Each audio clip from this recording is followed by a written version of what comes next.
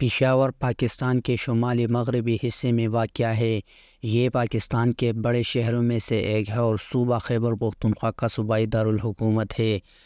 وسطی، جنوبی اور مغربی ایشیا کے قدیم ترین شہروں میں سے ایک ہونے کی وجہ سے پشاور صدی افغانستان، جنوبی ایشیا، وسطی ایشیا اور مشرق وسطی کے درمیان ایک مرکز کی حیثیت سے قائم چلا آیا ہے۔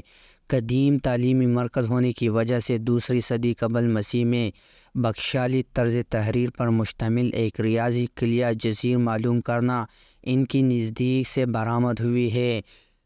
ود ویلے میں پشاور اور آس پاس کے علاقے کو پشکلاتی کے نام سے جانا جاتا ہے، جو رامائن کے بادشاہ بھارت کے بیٹے پشکل کے نام سے منسوب ہے، تاہم اس بارے میں ابھی کوئی یقینی رائے موجود نہیں۔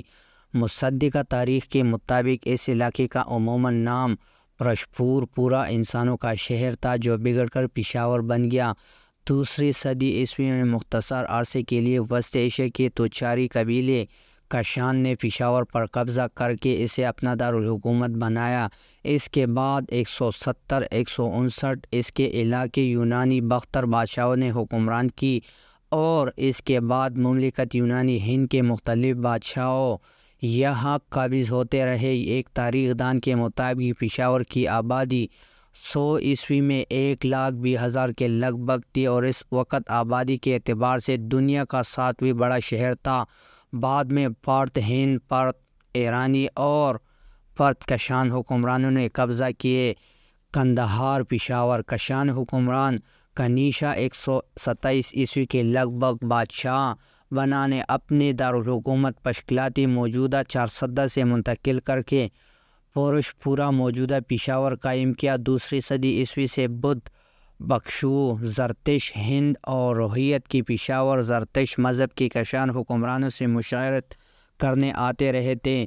کشان حکمرانوں نے ان کی تعلیمات سے متاثر ہو کر بدھ مت قبول کر لیا اور بدھ مت کو شہر میں سرکاری درجہ مل گیا۔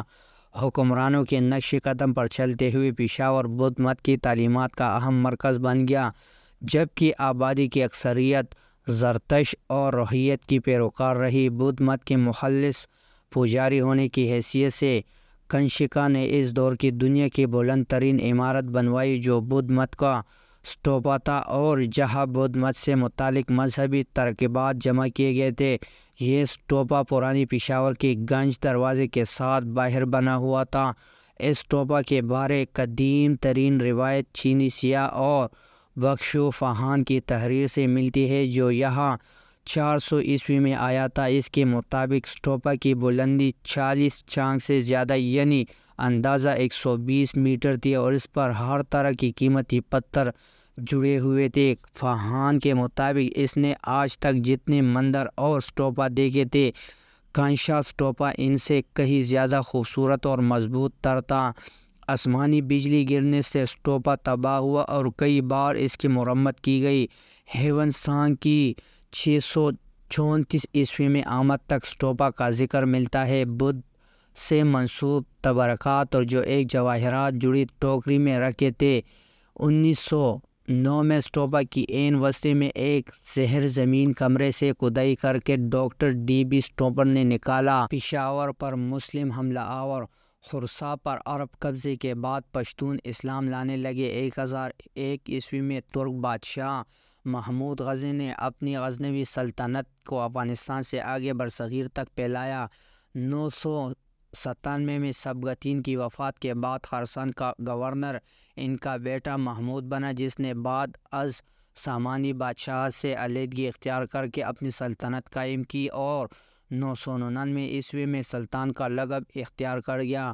ابتدائی دور میں پشاور کے علاقے میں کئی خونریز جنگیں ہوئیں، جن کا آغاز محمود اور ہند بادشاہ جیا پالے کے درمیان جنگ سے ہوا۔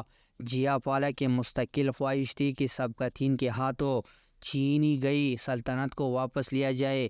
جیا پالے کی مدد کے لیے کچھ پٹھان تو تھے، لیکن ان کی حمایت زیادہ دیر تک نہ چل سکی۔ نومبر 1001 میں جیا پال کی شروع کی گئی جنگ میں اسے شکست ہوئی اور اس سے سمت کی فوج قیدی بنی۔ آزاد ہونے پر اس نے اپنے بیٹے انند پال کو بادشاہ بنایا۔ محمود نے پٹھانوں کو سزا دی اور مسلمان ہونے کے بعد وہ محمود کے ساتھ وفادار ہو گئے۔ پشتون مغل اور مراٹھے قبضے۔ افغان پشتون شہنشاہ شیرشاہ سوری نے پشاور کی تعمیر نو کو تیزی دی اور اس نے اپنی دلی سے کابل کی شاہراہ درہ خیبر کے راستے 16ویں صدی میں بنوائی اور بعد میں مغلوں نے پشاور پر قبضہ کر لیا۔ مغل بادشاہ کے بانی بابر جب موجودہ دور کے ازبکستان سے پشاور پہنچا اور باگرام کا شہر آباد کرایا اور 1530 میں قلعہ دوبارہ بنوایا، باہر کے پوتے اکبر نے اس کا نام بدل کر پشاور کر دیا، جس کا مطلب سرحد پر واقع جگہ۔ دنیا بھر سے مسلمان صحافیہ، مشائق، استاد، معمار، سائنسدان، تاجر، سفاہی، افسر شاہی، ٹیکنوکریٹ وغیرہ غول در غول جنوبی ایشیا کی اسلامی سلطنت کو آ پہنچے۔ مغربی ایران کی طرح یہاں بھی شجرکاری اور باغات اگانے سے پشاور شہر پھولوں کا شہر بن گیا۔ خوشحال خان خٹک جو مشہور افغان پشتون شاعر تھے، پشاور کے نزدیک پیدا ہوئے اور ان کی زندگی پشاور سے وابستہ ہو رہی۔ افغان آزادی کی حمایت کرنے کی وجہ سے یہ مغل بادشاہوں بالخصوص اورنگزیب کے لیے مستقل سر درد بننے رہے۔ 1800 صدی میں ناصر شاہ کے دور حکومت میں مغل سلطنت کا زوال کے بعد پشاور پر ایران نے قبضہ کر لیا۔ 1747 میں لویا جرگا نے پشاور کو افغان دورانی حکومت کا حصہ بنا دیا، جس پر اس وقت احمد شاہ درانی کی حکومت تھی۔ 1776 میں احمد شاہ کے بیٹے تیمور شاہ درانی نے پشاور کو اپنا سرمایہ دارالحکومت بنایا اور بالا حصار کا قلعہ افغان بادشاہوں کی قیام گاہ بن گیا۔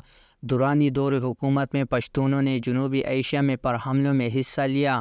19ویں صدی کے آغاز پر سکھوں کے قبضے تک پشاور درانیوں کے سرمایہ دارالحکومت کے طور پر استعمال ہوتا رہا۔ پشاور پر مختصر عرصے کے لیے مراٹھوں کا قبضہ بھی رہا، جو ہندوستان کی سلطنت پر قابض تھے۔ انہوں نے 8 مئی 1758 کو قبضہ کیا۔ بعد میں افغان درانیوں کے بڑے لشکر نے 1759 میں پشاور پر دوبارہ قبضہ کر لیا۔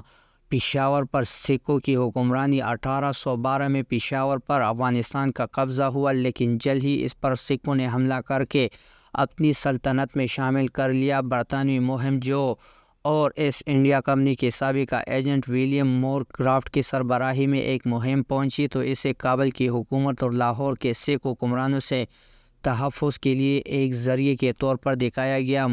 مور کرافٹ کو پشاور کی گورنر کا عہدہ بھی پیش کیا گیا اور علاقے کے ایسٹ انڈیا کمپنی سے وفادار پیش کی گئی، جس سے اس نے رد کر کے اپنا سفر پشاوری فوجوں کے ساتھ ہندوکش کا سفر جاری رکھا اور کابل جا پہنچا۔ 1818 میں مہاراجہ رنجیت سنگھ نے پشاور پر قبضہ کر کے یہاں کا دورہ کیا اور 1834 میں اسے سکھ ریاست میں شامل کر لیا اور شہر کا زوال شروع ہو گیا۔ مغل دور کے بہت مشہور سارے باغ تباہ کر دیے گئے۔ سکھوں کے نمائندے کے طور پر اطالوی باشندہ پولر اوتیا بیل نے حکمرانی کی اور اس کے دور کو پانسیوں اور سویلیوں کو دور کہا جاتا ہے۔ پشاور کے مشہور مسجد معبد خان جو 1630 میں بنائی گئی تھی کو سکھوں کے دور میں تباہ کر دیا گیا۔